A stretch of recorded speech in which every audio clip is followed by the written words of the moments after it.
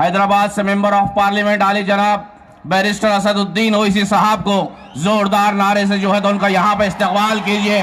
नारे तकबीर, नारे तकबीर।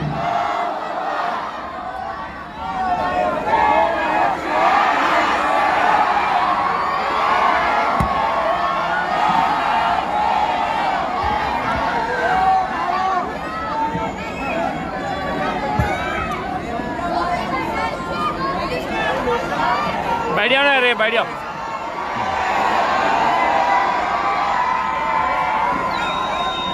बिस्मिल्लाहिर्रहमानिर्रहीम। अस्सलामु अलैकुम व रहमतुल्लाहि व बरकातहू। मोअज़्ज़िज़ हाज़रीन इकराम, बुज़ुर्गान क़ौम और मिल्लत, मेरी इज़्ज़तदार माँ और बहनों, गयूर नौजवान साथियों, आप तमाम का बेहद शुक्रिया कि आपने मजलिस इत्तेहादुल मुस्लिमीन के इस इंतखाबी जलसे में आपने शिरकत की। मंच पर मौजूद मोहतरम जनाब इम्तियाज़ जलील साहब, साबिक़ा रुकन पार्लिमान व सदर महाराष्ट्र मजलिस इत्तेहादुल मुस्लिमीन, मजलिस इत्तेहादुल मुस्लिमीन के तमाम उम्मीदवार, ज़िम्मेदारान मजलिस इत्तेहादुल मुस्लिमीन, मेरे रुफ़क़ा, अज़ीज़ दोस्तों और बुज़ुर्गों, कल शाम में औरंगाबाद के बल्दिया के इंतखाबात की इंतखाबी मुहिम का इख्तिताम होगा और ये आखिरी जलसा है रात का। मैं आपसे अपील करने के लिए आया हूँ कि आपका जज्बा अल्लाह उसको सलामत रखे। आपकी मोहब्बत को जो मजलिस इत्तेहादुल मुस्लिमीन में है, अल्लाह ना सिर्फ आप में बल्कि आपकी नस्लों में भी उसको मुंतकिल करे। आप लोगों की सियासी सोच को मैं सलाम करता हूँ। बुजुर्गों की रहबरी को की मैं इज़्ज़त करता हूँ। हमारी माँ और बहनों की दुआओं की मैं कदर करता हूँ। नौजवानों के जज्बे को मैं अपने दिल के करीब रखता हूँ। मगर एक बात का ख्याल रखिए, जिस प्रभाग में मजलिस के 4 उम्मीदवार हैं या 3 है या 2 है या 1 है, ख़ास तौर से जहां पर 4 हैं वहां आपको 4 वोट डालना है। नहीं इनको एक दूंगा वहां एक करूंगा तो इससे पार्टी का नुकसान होगा। आप उम्मीदवार को मत देखिए, आप पार्टी को वोट देते आए हैं और आपने अपनी दुआओं से, अपनी मेहनत और कुर्बानियों से मजलिस इत्तेहादुल मुस्लिमीन को कामयाब भी किया और मजबूत भी किया। तो मेरी आपसे एक गुजारिश है कि उम्मीदवारों को देखे बगैर जहां पर मशीन में पार्टी का निशान होगा पतंग का, वहां पर आप वोट डालिए। और अगर कोई आपसे कह रहा है कि नहीं 2 यहाँ दो, 2 वहाँ दे दो, 1 यहाँ दो, 3 वहाँ दे दो, याद रखिए इससे आपका इत्तेहाद कमज़ोर होगा। और हमारे पार्टी के उम्मीदवारों की कामयाबी को अगर पूरी यकीनी बनाना है तो जहां पर मशीन में पतंग का निशान होगा, 4 मशीन होंगी, तो 4 बार आपको पतंग के निशान पर बटन दबाकर अपने उम्मीदवारों को कामयाब करना है। दूसरी अहम गुजारिश आपसे यह है कि आज की रात और कल की रात बड़ी अहम होती है एक इलेक्शन के लिए। और आज की रात और कल की रात शैतान की नाजायज औलाद,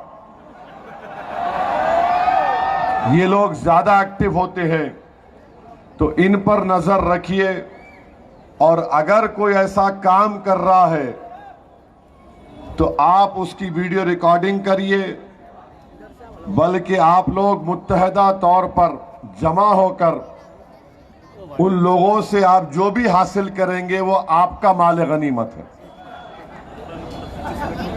अब हजरत पुलिस और एडमिनिस्ट्रेशन क्या करती मेरे को नहीं मालूम, मगर आज की रात और कल की रात हम तमाम को चौकस रहना है, खास तौर से मजलिस के जिम्मेदारों को। और इस तरह की हरकत अगर वो करना चाहेंगे तो हमको पूरी ताकत के साथ उसको रोकना है। पहले लोकल पुलिस को इत्तला कर दीजिए और फिर उसके बाद आप उनकी फोटोग्राफी करिए। चौथी बात यह है कि मेरे को बताया गया कि बाज़ ऐसे गैर समाजी अनासिर हैं, ख़ास तौर से जो इम्तियाज़ जलील साहब की गाड़ी पर हमला किए, वो बेचारे गरीबों से कह रहे हैं कि तुम्हारा वोटर आईडी कार्ड लाकर हमारे पास रखा दो।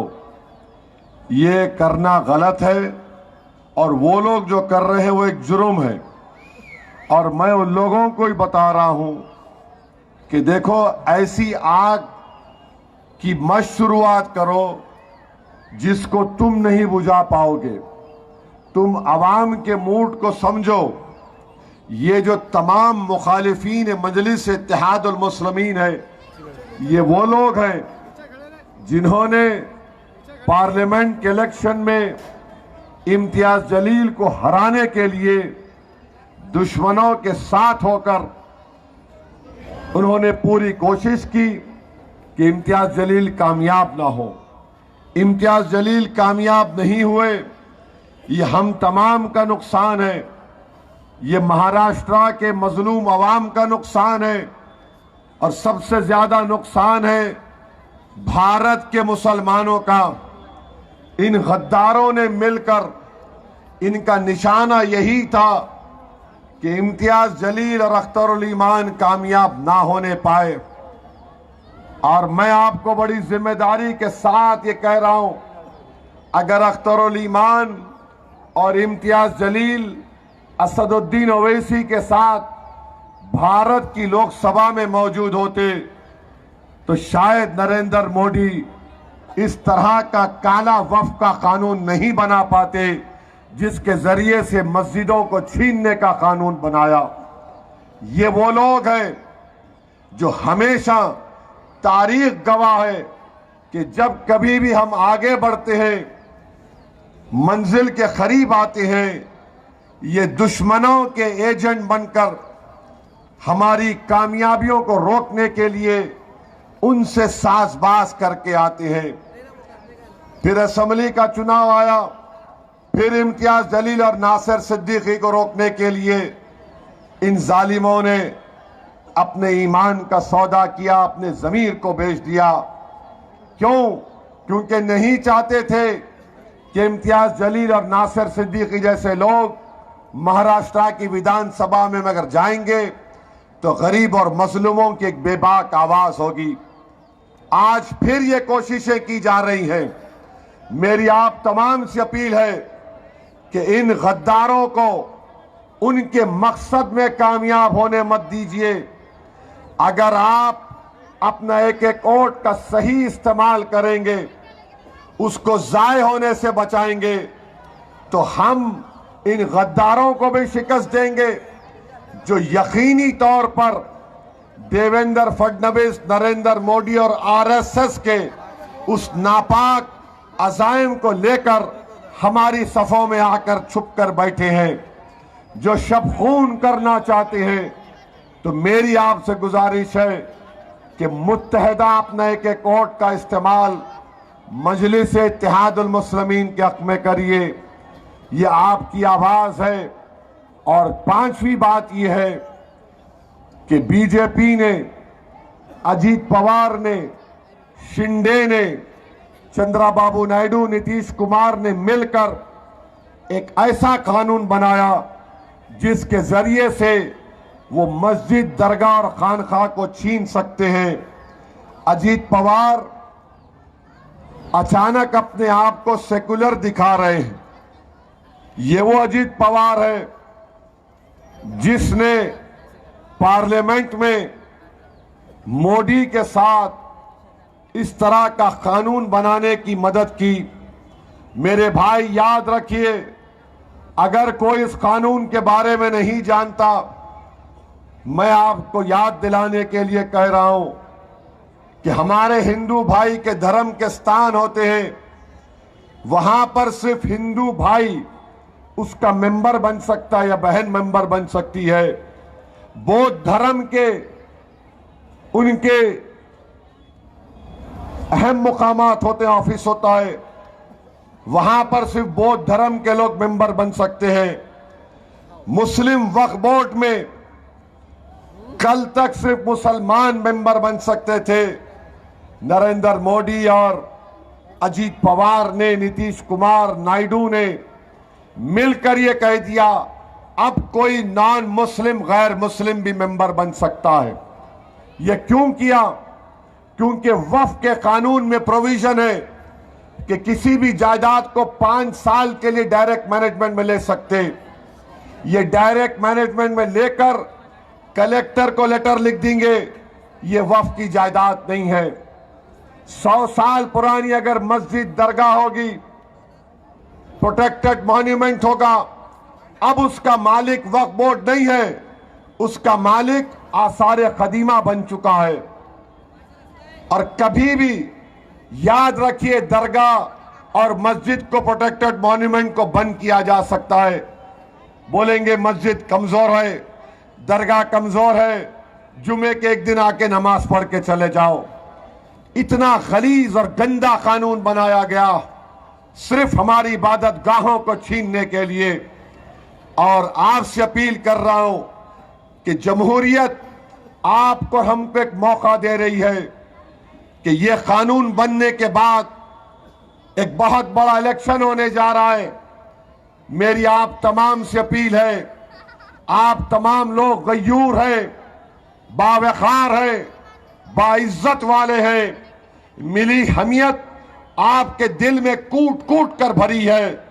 मैं आपको उसका वास्ता देकर कह रहा हूं कि इस इलेक्शन में पहले से ज्यादा आपको मजलिस को वोट देना है, ताकि हम बता दें बीजेपी को, बता दें बीजेपी के दल्लों को कि तुम्हारी साजिश औरंगाबाद में कामयाब नहीं होगी। और वोट पड़ेगा तो सिर्फ इत्तेहाद के नाम पर, पतंग के निशान पर पड़ेगा। वोट पड़ेगा तो सिर्फ इसलिए पड़ेगा कि मजलिस हमारी आवाज है। वोट पड़ेगा पतंग के निशान पर तो इसलिए पड़ेगा कि ये दल्लालों के खिलाफ, मुनाफिकीन के खिलाफ, इन चोरों के खिलाफ, कफन चोरों के खिलाफ पतंग के निशान पर वोट पड़ेगा, जो हमारे इत्तेहाद के दुश्मन है। पतंग के निशान पर बटन दबेगा, इसलिए दबेगा कि हम उस पार्टी को वोट नहीं दे सकते, ना उसके नापाक मंसूबों को कामयाब होने देंगे जो हमारी मस्जिद, दरगाह और खानखा को छीनना चाहते हैं। मेरे अजीज दोस्तों और बुजुर्गों, मैं दरमंदाना आपसे अपील कर रहा हूं कि आप जमहूरी तरीके से अपने वोट का सही इस्तेमाल करिए। और याद रखिए, बीजेपी भारत में हिंदुत्व के एजेंडे को लागू करना चाहती है। महाराष्ट्र का मुख्यमंत्री कह रहा है कि हम बसें तैयार करके बांग्लादेशियों को ढूंढ कर निकालेंगे।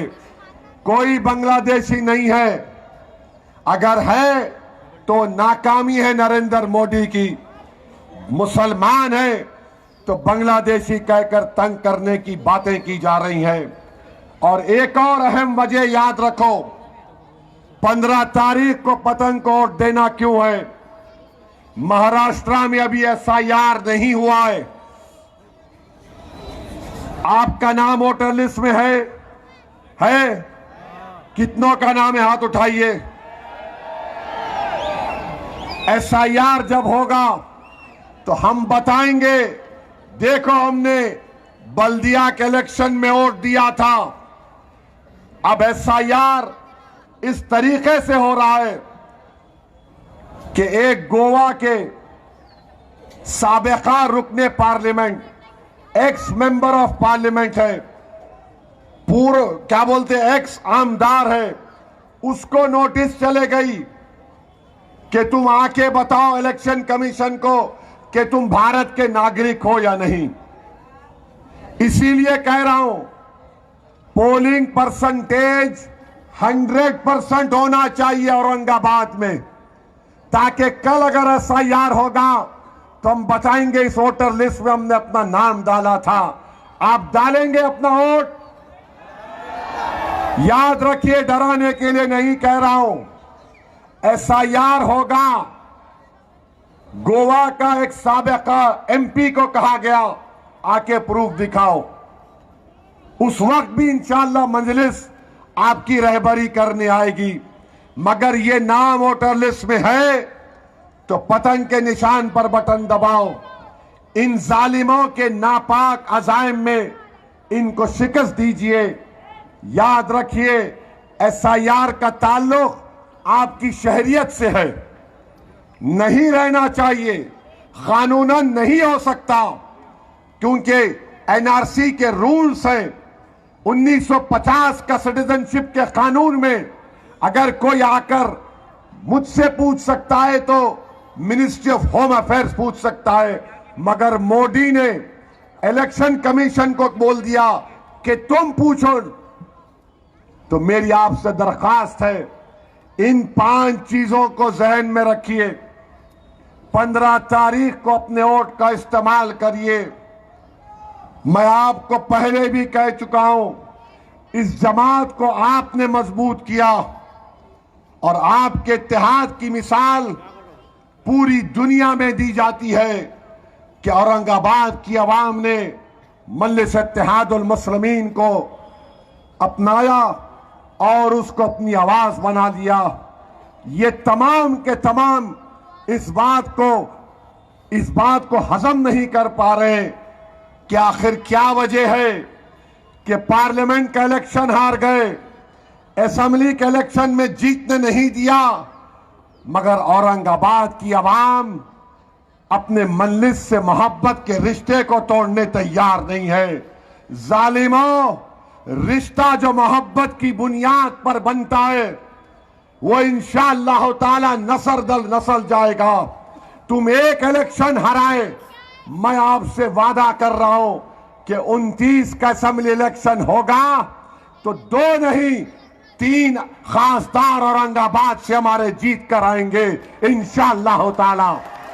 सुनो जालिमों, तुमने आमदार की सीट से हमको हराया, 29 में दोबारा इंशाअल्लाह ताला मजलिस का आमदार जीत कर आएगा और पार्लियामेंट में जाकर उसकी आवाज औरंगाबाद की आवाज गूंजेगी। तो मेरी आप तमाम से अपील है कि अपने इत्तेहाद को मजबूत रखिए, डरने और घबराने की जरूरत नहीं है। हालात से हमको समझौता नहीं करना है। ये हाल आप देख रहे हैं कि जहां कहीं भी हमारी आवाज नहीं है वहां पर कोशिशें की जाती हैं हमको दबाने की। बिहार में कहा गया इलेक्शन से पहले मजलिस नहीं जीतेगी, मैंने कहा मजलिस जीतेगी इंशाअल्लाह। तमाम पार्टी ने कह दिया, इनके 4 एमएलए चले गए, जैसा आज बोल रहे अरे असेंबली नहीं जीते, बिहार में जीते वो को 4 को लेके चले गए थे। हमने मेहनत की, मुझे अच्छी तरह याद है कि लोग ताने मारते थे, अरे नहीं ओवैसी साहब अब कुछ नहीं होगा। मैं उनसे कहता था कि खेल तो अब शुरू होगा। और जो लोग औरंगाबाद में बैठकर मंसूबे बना रहे हैं, सुन लो दल्लालों, तुम्हारा गेम बंद होगा, पूरा तुम्हारा खेल ये औरंगाबाद की आवाम बिगाड़ेगी इंशाअल्लाह। गेम खत्म होगा तुम्हारा, गेम हमारा शुरू था, है और रहेगा। इनकी कोशिश सिर्फ यही है कि किसी ना किसी तरीके से आपके औरंगाबाद के किले को कमजोर किया जाए। सुनो जालिमों, बादशाहों के किले वीरान हो सकते हैं, मगर औरंगाबाद का ये मोहब्बत का किला जो आंसुओं की बुनियाद पर बनाया गया, जो हमारे खून पर बनाया गया, वो बादशाहों के महलात वीरान हो जाएंगे, मगर औरंगाबाद का मंदिर का किला सुबह कयामत तक आबाद रहेगा। मैं मर जाऊंगा मगर ये किला रहेगा। तुम इस किले को कमजोर नहीं कर पाओगे। मेरी लाश पर से तुमको गुजरना पड़ेगा इस किले को कमजोर करने के लिए। मेरे जिस्म का एक खून का कतरा मैं बहा दूंगा, मगर औरंगाबाद के इस मोहब्बत के और इत्तेहाद के किले को, इन जालिमों को कमजोर होने नहीं दूंगा। इसकी बुनियादों में हमारा खून है, हमारे अरमान है, हमारी मेहनतें हैं। किसी को टिकट नहीं मिला तो शेख अहमद मेरे पास आके बोला कि साहब टिकट नहीं मिला मगर मेरे आंसू इस जमात में है, मैं काम करूंगा। मैं शेख अहमद को सलाम करता हूं। नासिर सिद्दीकी आए, मेरे से सीने से लपेट कर रोए, मर कहा कि साहब अगर आपको हम अपने आंसू नहीं दिखाएंगे तो क्या करेंगे। मैंने नासिर को अपने सीने से लगा लिया। फैजान मेरे पास आया, नौजवान, बोला कि सर मैं इतने साल से काम कर रहा हूं। मैंने कहा फैजान आप तमाम को जमात की जिम्मेदारी दी जाएगी, तो ऐसे बहुत से लोग हैं, मगर ये लोग आपके हमारे दुश्मन हैं, ये हमारी शनाख्त के दुश्मन हैं। मेरे अजीज दोस्तों और बुजुर्गों, आपको और हमको मिलकर 15 तारीख के दिन एक शीशा पिलाई हुई दीवार की तरह अपने वोट का इस्तेमाल करना पड़ेगा। डरने और घबराने की जरूरत नहीं है। मैं आपको याद दिला रहा हूं, ये कमजोर बांकड़े पहलवान जिनके चड्डों में से मोंडे पलट गए, वो बड़ी बड़ी बातें कर रहे हैं। याद रखो, इलेक्शन 15 को खत्म नहीं होगा, इलेक्शन चलेगा, लंबा चलेगा। अगर तुम नाचोगे, किसके इशारे पर तुम कठपुतली बन के नाच रहे मैं जानता हूं। तुम नाचो, उसके बाद तुमको मालूम होगा भरतनाट्यम और ताथैया का मतलब क्या होता है। मेरे अजीज दोस्तों और बुजुर्गों, मैं आपको एक वाकया याद दिलाता हूं। जुल्फिकार साहब चार मीनार के अब मौजूदा एमएलए हैं। पहला बल्दिया का इलेक्शन लड़े, एनटी रामाराव चीफ मिनिस्टर। उस वक्त के आंध्र प्रदेश में एनटी रामाराव के पास 180 या 90 एमएलए थे। पहला इलेक्शन हुआ बल्दिया का एक लंबे अरसे के बाद। जुल्फिकार साहब इलेक्शन लड़ रहे, सालार के साथ, मेरे मरहूम वालिद के साथ। मुझे इलेक्शन जाने देखने का बड़ा शौक था। मैंने अपनी आंखों के सामने देखा कि तेलुगु देशम के लोग हैदराबाद को बम लेकर आए थे, बम, और पोलिंग बूथ के पास एक हुजूम था। बुर्खापोश हमारी इज्जतदार मां और बहनों का बम फेंका। पहले बम दूर फेंके, हमारी मां और बहनें थोड़ा सहमी मगर हिली नहीं। फिर एक बम लाकर एक हमारी मां को लगा, पैर को लगा, मुझे अच्छी तरह याद है। पैर से खून निकल रहा था। मेरे वालिद मरहूम निकले गाड़ी से और कहा कि पहले इनको ले जाओ, उस्मानिया हॉस्पिटल ले जाओ। तो उस बहादुर मां ने क्या कहा वो मेरे जहन पर आज भी है, मेरे कान में आज भी अल्फाज गूंजते हैं। उस मां ने कहा, सालार पोलिंग बूथ यही है, मैं वोट डाल के दवाखाने को जाऊंगी, मेरे को तराजू को वोट देना है। सालार बोले नहीं आप जाओ। बोले नहीं जाती सालार, वोट डालना है। खून बह रहा पैर से, लोग उठा कर लेकर गए। उस जमाने में मशीन नहीं थी, बैलेट था। उस बहादुर मां ने अपने बैलेट पर मोहर मारकर उसको बैलेट पेपर में डाला और अस्पताल गई। वो जब बम डालने वाले नजारा देखे, बकेट में बम लाते थे, उसमें रेती रखकर और जब देखे उस खातून की, उस मां की बहादुरी को देखे, तो जो लाइन में खवातीन खड़ी थी वो अपने चप्पल उतारकर उनको मारना शुरू करे, वो अपने जूते छोड़कर भाग गए तेलुगु देशम वाले लोग। तो आपको वही काम करना है, वही बहादुरी के मजारे करना है। आज पूरी दुनिया जानती है दुश्मनी मंजलिस से क्यों है, क्योंकि एक मजलूम कौम की एक ताकतवर आवाज है। क्यों इम्तियाज जलील को हराया, क्यों असेंबली में नासिर सिद्दीकी को रोका? मकसद एक ही है कि आपके वोट की ताकत को कमजोर किया जाए। तो मेरी इज्जतदार मां और बहनों से भी अपील कर रहा हूं, आपने इस सरजमीन पर अपनी कोख से बहादुरों को पैदा किया, और मैं बहादुर बेटों को कह रहा हूं, पोलिंग के दिन अपनी माओं को शर्मिंदा होने मत दो, बहादुरी से और अमन को बिगड़ने मत दो, और अपने वोट का इस्तेमाल करो।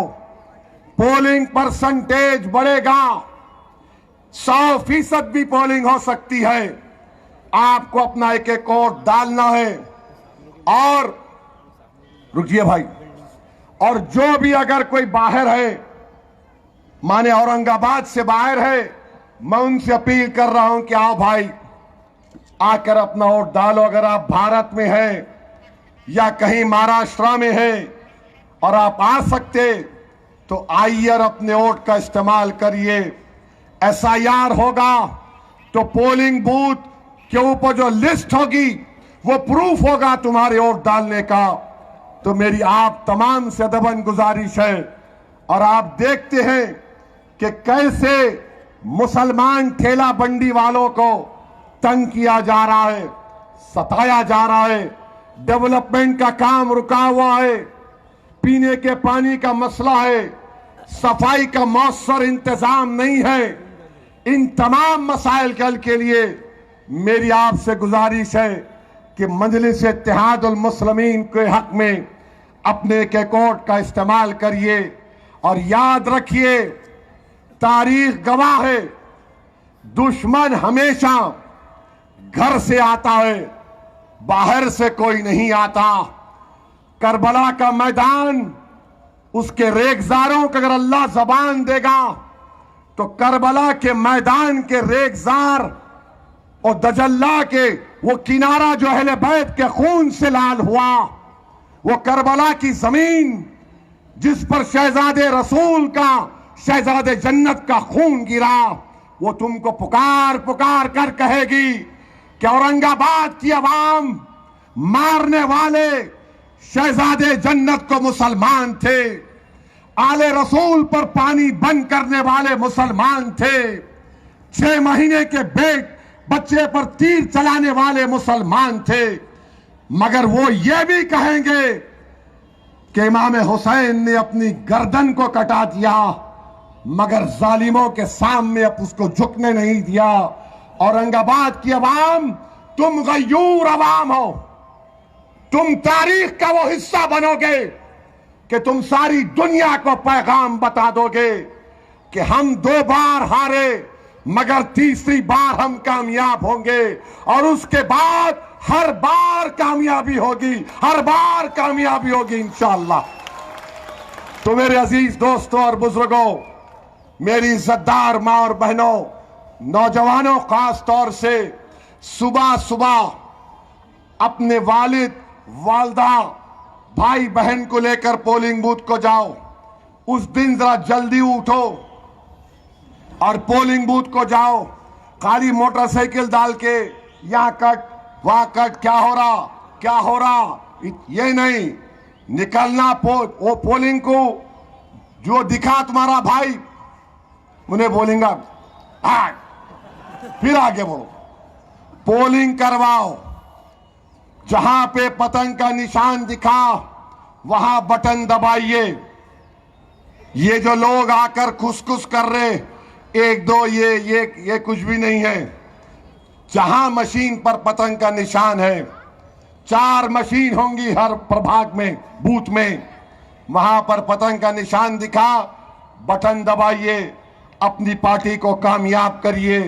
मेरी आप तमाम से दबन गुजारिश है कि मुत्तहिदा तौर पर अपनी पार्टी को कामयाब करिए। याद रखिए, कैंडिडेट ये नहीं है, कैंडिडेट आप हैं। ये कैंडिडेट नहीं है, आप कैंडिडेट हैं, क्योंकि आपने मजलिस को कम मजबूत किया, क्योंकि आपने मजलिस को मुकाम दिया। कैंडिडेट की अहमियत नहीं है, अवाम की एतमाद की अहमियत है। तो अवाम अगर साथ होगी मजलिस के, तो मजलिस के उम्मीदवार पूरे कामयाब होंगे।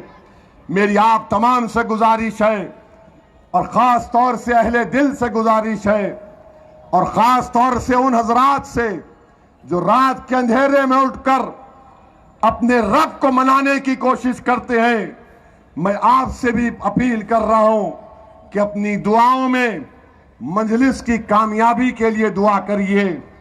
हम यही चाहते हैं इस मिल्लत मजलूमा को उसका मुकाम मिले जो दूसरों को मिल चुका है।